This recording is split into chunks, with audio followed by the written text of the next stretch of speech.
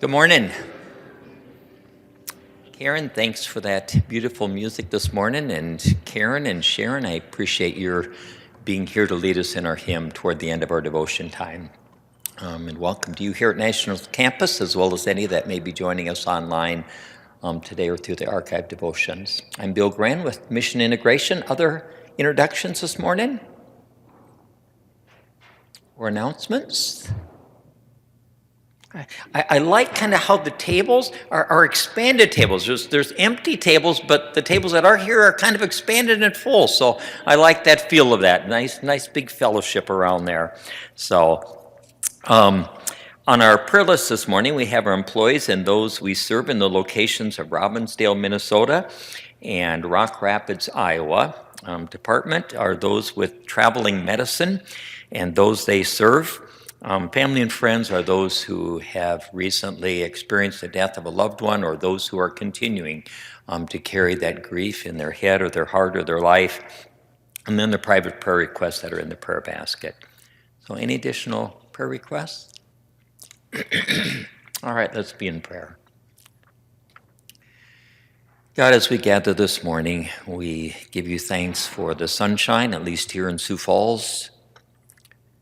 We thank you for the light of your love that is shining in us and through us. We thank you for the privilege of gathering for these few moments to be reminded of the gift of your love and care and blessings upon our life, asking that you may in some way speak to each one of us some maybe simple and or profound truth that will make a difference for us this day in our life and work and mission and ministry. Be with and bless all those that we have named on our prayer list, as well as those in the prayer basket and in our heads and hearts. And we offer it all in your name. Amen. So a warm-up question, I didn't forget this Wednesday to include a warm-up question, is who is or was one of your favorite teachers and why? We'll give you a couple moments to share.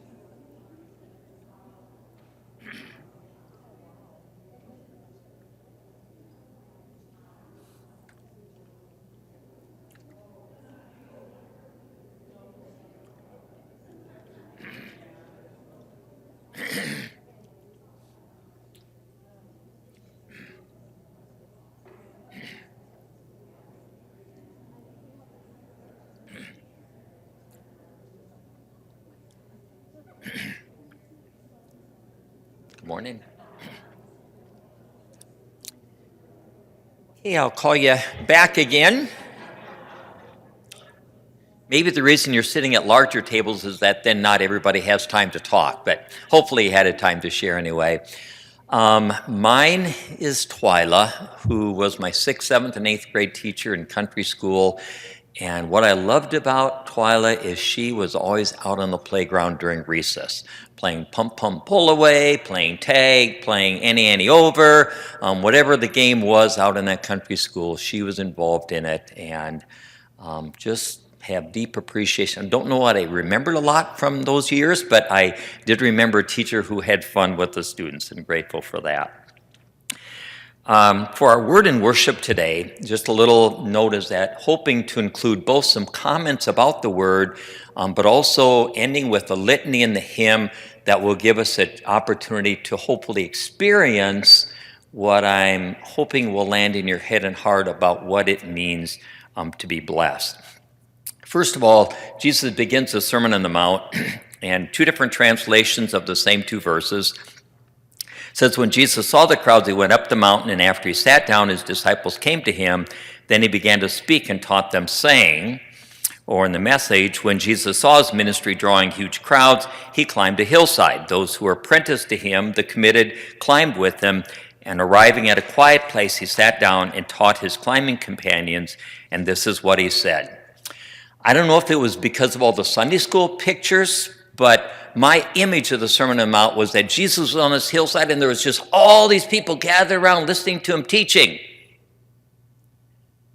But when I reread the text, I don't think that's what happened at all. I think he saw the crowds and then that he took his disciples away and taught them because he knew that they were the ones who would really be able to hear what he had to say. Or, as I've thought further about it, I'm actually thinking that it really wasn't a whole sermon delivered all at one time, that it really was Matthew pulling together all of these various teachings that Jesus had shared with his disciples when he had taken them away from the crowds to teach them.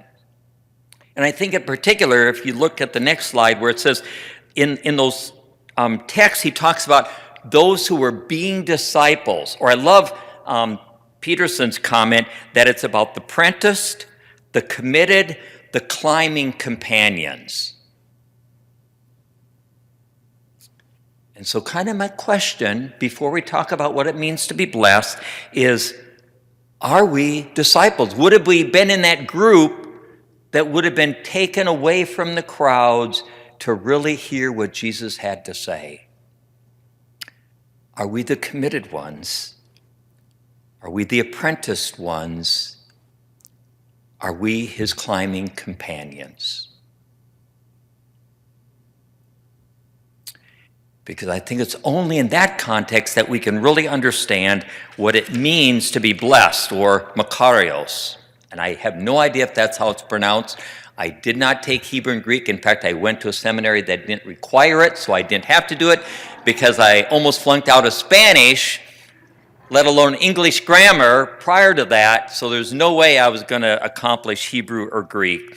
But I also think it's very appropriate that I got this passage for today because of my little signature, always BG, blessed and grateful. And what do I get to talk about? Well, it's blessed.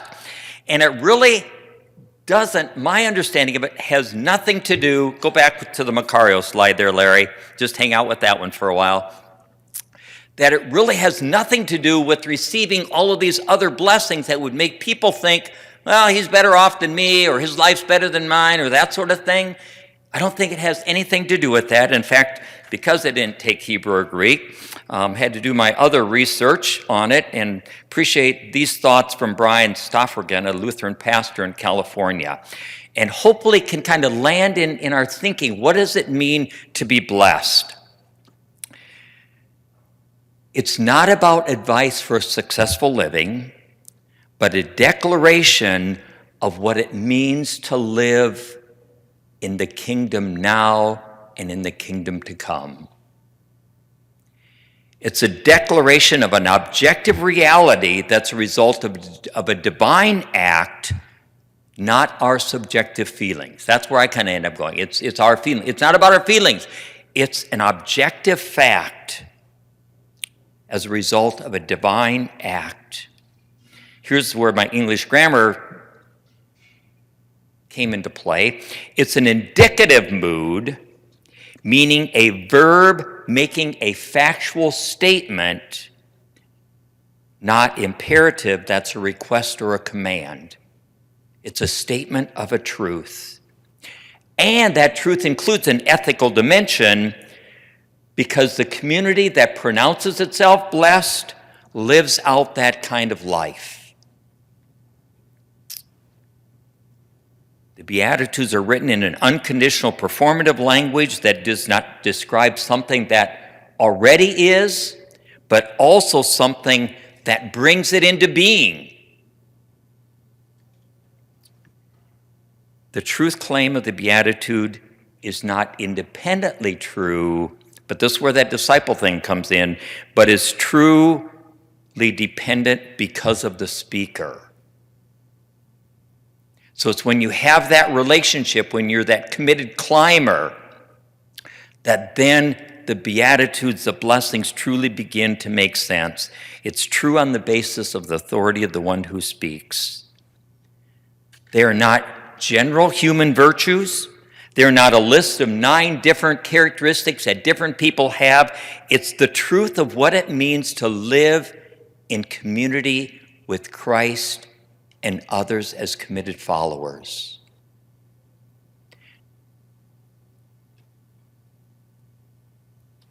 May the truth of that blessedness be something that we can somehow grasp in our spirits as we join in this responsive litany that is written based on the Message translation of the Beatitudes and a translation by Steve Carness Holmes. So please join in the following litany. You're blessed when you're at the end of your rope.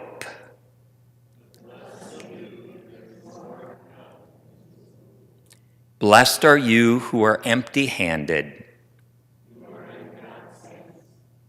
You're blessed when you feel you've lost what is most dear to you.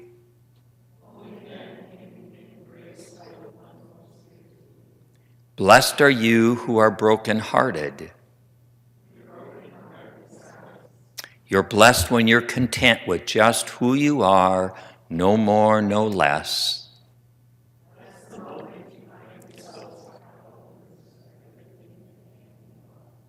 Blessed are you who are powerless. You're blessed when you've worked up a good appetite for God. Blessed are you who wish you were closer to God. You're blessed when you care.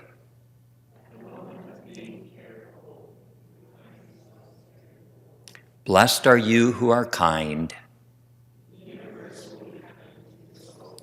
You're blessed when you get your inside world, your mind and heart put right.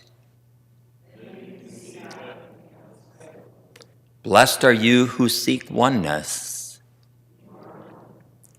You're blessed when you can show people how to cooperate instead of compete or fight.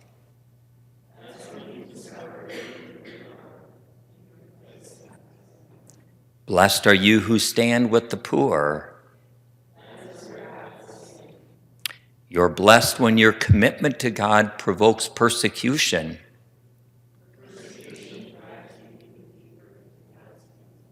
Blessed are you who are wounded. Not only that, count yourselves blessed every time people put you down or throw you out or speak lies about you to discredit me.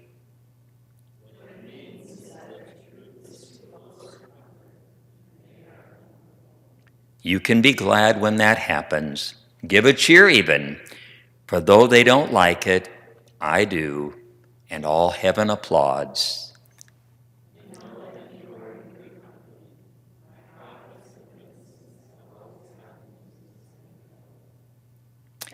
Together, you are embraced, you are enfolded, you stand among the great. Blessed. Let us sing verses 1 and 4 of our hymn that proclaims that blessedness that God provides to his people, verses 1 and 4 of God in grace and God of glory.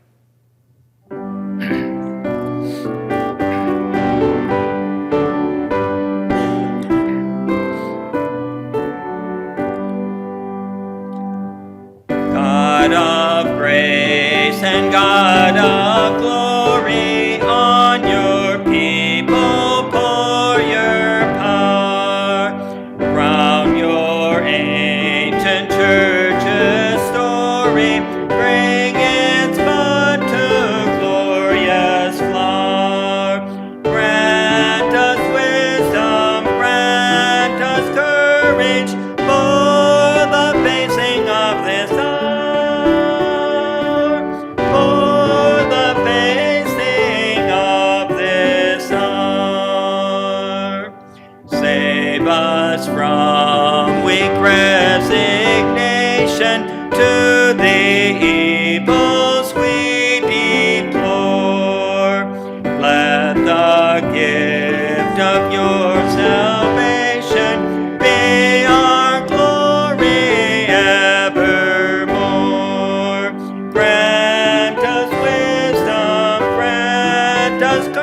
courage, serving you whom we adore. Serving you whom we adore. As his traveling companions, go as blessed people. Amen.